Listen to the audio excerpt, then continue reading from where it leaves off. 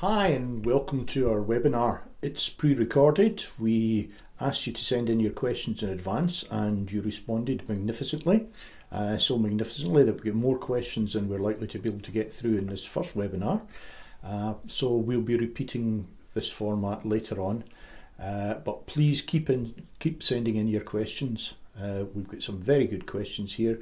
We'll get through as many of them as we can tonight, and we look forward to doing this again. So without further ado, I'm going to introduce you to Temple Melville, who is one of our investors, and I'm Wally Fleming. I'm the project director, and between us we'll be putting the questions and answering them for you. So Temple, can I have the first question, please? First question is, are there plans to add Scotcoin to an exchange?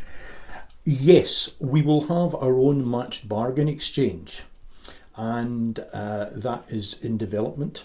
It won't appear immediately, but it will appear soon after we release the V3 coin. As for Scotcoin being listed on other exchanges, the likes of Poloniex, Bittrex, etc., we expect they will pick up Scotcoin and add that to the currencies they use. However, I must make one point: we will not be paying any bounties to these exchanges to list Scotcoin. If they think it's worthwhile, they'll do it, but we will certainly not be paying them to do so, unlike certain other currencies. Okay, second question. Do Scotcoin intend to have their own bespoke wallet? Yes, we will have our own wallet. Our new crypto token is quite separate from anything else that's out there, and therefore it needs its own wallet. Third question. Do you have a plan to try and peg Scotcoin's price to anything, or let the market decide? The markets will decide, and that way we get the true value of what the coin is. Are you planning to try to make it similar to a stable coin? Yeah, from our point of view, to be a viable currency, to be used day to day by the people of Scotland and all who wish to trade with us, then stability is essential. We assume that supply will be fixed at 1 billion and not open to manipulation like fiat currencies, where governments around the world simply print more banknotes and distort asset prices. What's Scotcoin's position on this? Very simply, the supply will be fixed from the outset. It will not be changeable. And as a secondary follow-up question to that is, how many V3 coins will there be in circulation? Will it remain at 1 billion coins? Well, we're still in development mode. We've got a lot of parameters to try. We've got a lot of tests to try and find out exactly how the currency will work once we get it out there. And that we will decide once we've done a little testing. But yeah, we aim to have it at 1 billion, and if that works well in testing, that's what it will be. Has any thought been given to the issue of regenerating wallet passphrases should they become lost? Well, this is a very complicated subject. In some ways it'd be very good, in some ways it would not be so good.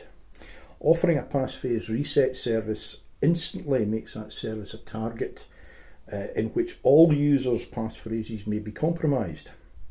There's ways of making this very secure indeed, but it ultimately leads to an all eggs in one basket situation with which we are not particularly comfortable. Maybe we just have to say it is your personal responsibility to look after your 12-word passphrase. However, there's nothing to stop a third party coming along and offering a password reset service, but the security would need to be looked at very, very carefully indeed. Okay, how do I go about transferring my present Scotcoin to the new version when it's ready? There will be a smart contract that will automate this for you. All you need to do is provide your ID details, satisfy the basic KYC AML conditions, that's know your customer, anti-money laundering, and formally give your consent for the migration. The system will take care of it for you from there on in. So the next question is, how many businesses have been approached regarding acceptance of the new Scotcoin? How many have confirmed they will accept it? Well, we started out with 10 large organisations we wanted to bring on board across diverse sectors. Basically, they will be able to distribute and handle a large percentage of our overall requirement. commercial confidentiality prevents us from naming these organisations for now. This next one is, how will the price of coins be determined? Purely by market forces, or will the Scotcoin project intervene to regulate prices? We will not manipulate the market at all. The exchange will be match bargain, so only an equal number of coins can be traded on both the buy and sell sides on any given day. This will provide the required utility for our users, but it will be less than convenient for the crypto gamblers, traders, speculators, because that's not the space that Scotcoin intends to occupy. Next one is, I'm wondering if Scotcoin will be a truly decentralised project, or will it be controlled by a central authority? Yes, decentralised as much as it can be, given that there has to be some authority to initially do the gatekeeping, to provide the KYC AML verification for each of the users.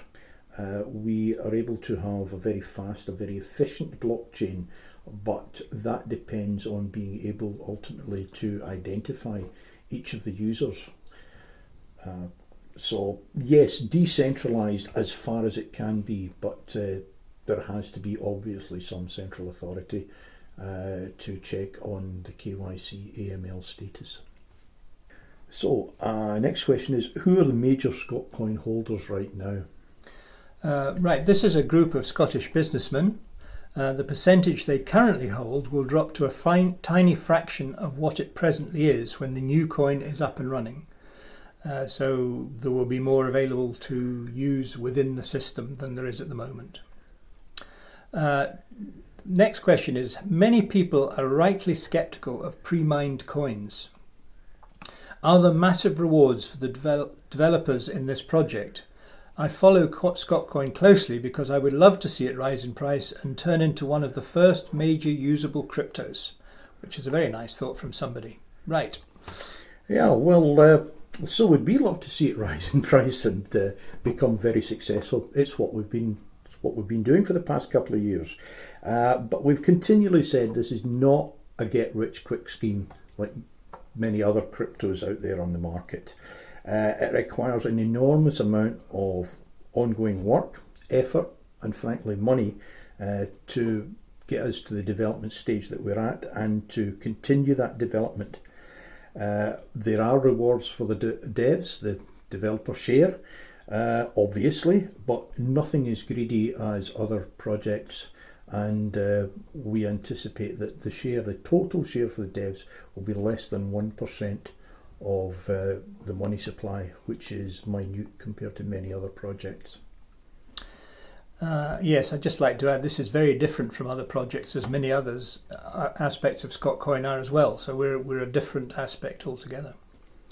Okay, if Scotcoin intends to have its own wallet, will it be the model followed by, for example, Digibyte, who use some third parties as well as their own wallet, or does the private blockchain preclude the use of outside services?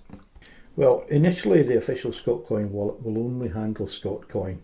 This is a design decision to quickly get a simple basic solution released. In fact, the minimum viable product. The new blockchain is specifically designed to be compatible with smart contracts, and these may come from suitably qualified and approved third-party services.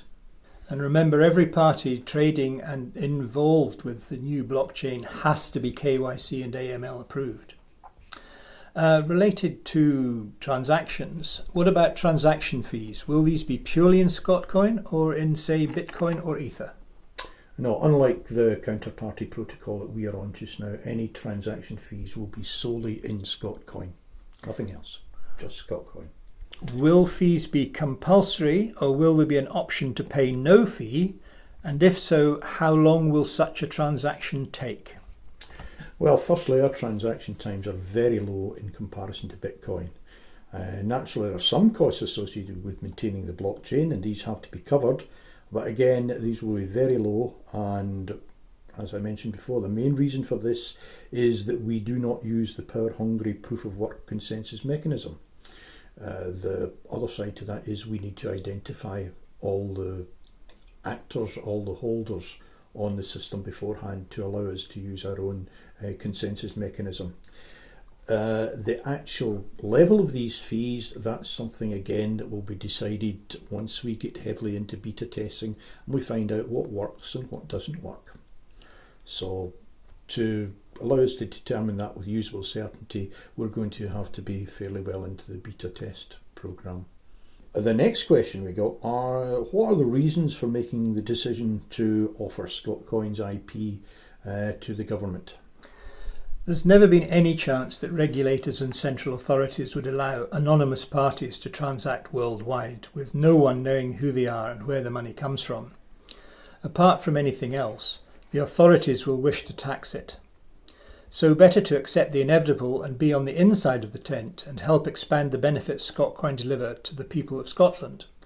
There is actually another question related to this, is if we do this, how much control will that give politicians over the future of the currency? And the answer to that is currency is not a devolved matter, and hence at this time the Scottish Government cannot control Scotcoin as such. That said, the intention is that Scotcoin will be used for the good of the country with the help of other third sector institutions with whom we are in early stage discussions.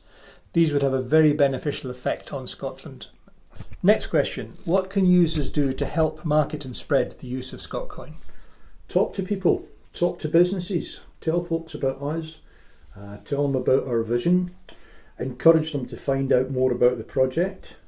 If you or anybody you know have got goods or services that you can offer for Scotcoin, please get in touch and we'll add you to the growing list of organisations, companies who have said, yeah, we'd be delighted to use Scotcoin. So please let us know, get out there and talk about Scotcoin. Okay, the next question is, what is the estimated date for the start of migration?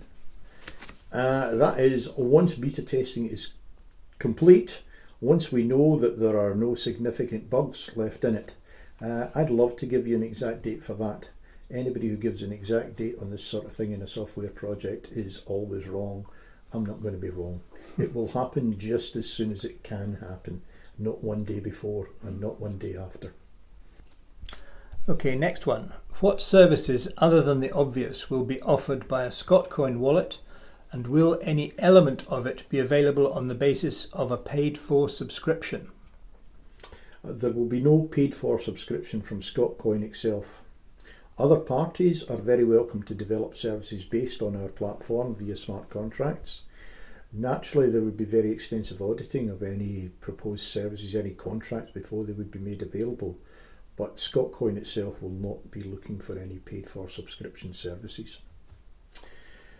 So, what will be the incentive for migrating to the new Scotcoin? 2 for 1? And will larger holders of coin receive the same incentive as smaller holders? Everyone who migrates will receive exactly the same incentive. Precise terms will not be announced until just before the actual migration, as we need to complete the beta testing to validate parameters. But it is fair to say, and we have continually said, there will be a substantial bonus for existing holders, and that remains the case. Next question is, which IT security company have you hired to do a security audit of the software comprising the new blockchain? If I answered that truthfully, I'd need to kill you, but we will not confirm or deny who is working at any time on our security. Rest assured that the security of the coin is very, very much in our interests as it is in your interests. And anybody who is associated with the testing, with the security, will be of the highest standards and be persons who have done similar high-level work beforehand. Various organisations will be brought in to do this. And in fact, each of the organisations that are being brought in will not know until just before they're engaged that they're actually going to be on this work. We take security very, very seriously indeed. And we have our own security consultant who unfortunately couldn't be with us tonight, is Brian, but he will be keeping an eye on it all as well for us. Okay, so that's about 15 minutes Q&A we've done. I think that's probably enough for anybody's attention span. So we'll take a break there, and we'll see you in the next segment. Thanks very much.